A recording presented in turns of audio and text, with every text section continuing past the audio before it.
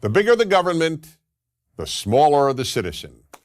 This is one of the most important realizations about society you will ever have.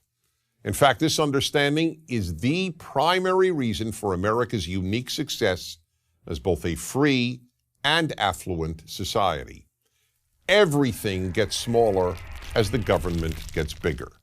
Liberty gets smaller, individuality gets smaller, goodness gets smaller, and human character gets smaller. This is not a political point on behalf of a political party. It is simply an observable fact, and it's just common sense. Now, no one denies that government can and must do certain things. There's plenty for government to do. It's the government that must protect us from foreign attacks. That's why we have armed forces. It's the government that must protect us from criminals within our country. That's why we have police. Likewise, fire departments and courts are obviously necessary government institutions. And yes, when all else fails, private and religious-based charities, families, friends, then too the government must be there to provide a safety net of last resort. But it must always be of last resort. When government is the first resort, the first place citizens look when they have a problem, bad things happen. As government grows, almost everything else begins to disappear.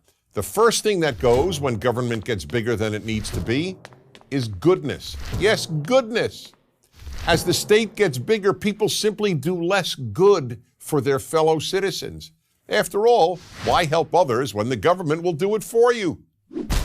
This is the reason that, as noted by the international nonprofit organization Charities Aid Foundation and shown in study after study, Americans give more charity and volunteer more time to help others than do Europeans, not to mention just about everybody else in the world.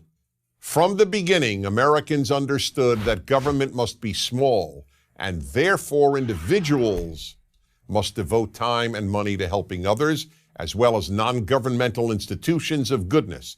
They have to be large and plentiful. Europeans, on the other hand, with their philosophy of big government, came to rely on the state to help their fellow citizens and even their own family members. The second thing that diminishes as the government grows is the character of many of its citizens. Just as taking care of others is a sign of moral character, so is taking care of oneself. Relying on others to take care of you when you are capable of taking care of yourself is just plain selfish and the very definition of irresponsible. And it gets worse.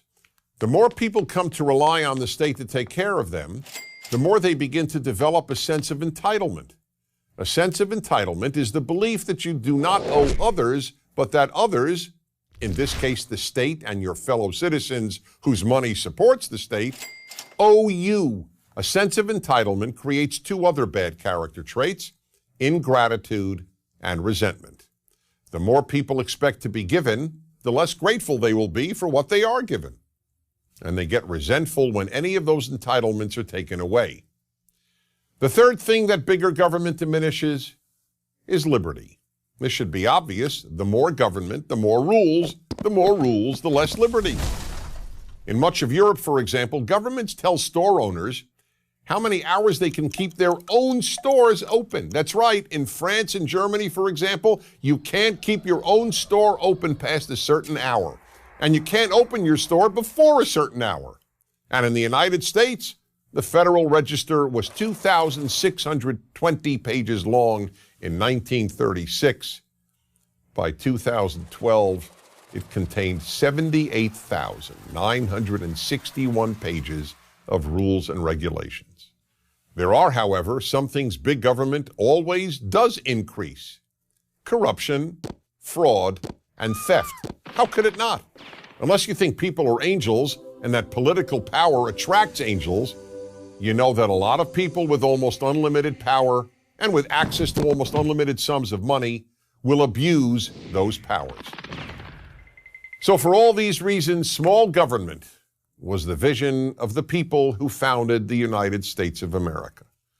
It is the major reason America has given more people more freedom and more opportunity to live a better life than any other country has.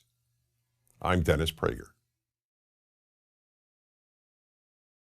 Join Prager University, subscribe to our YouTube channel, and sign up for free at prageru.com.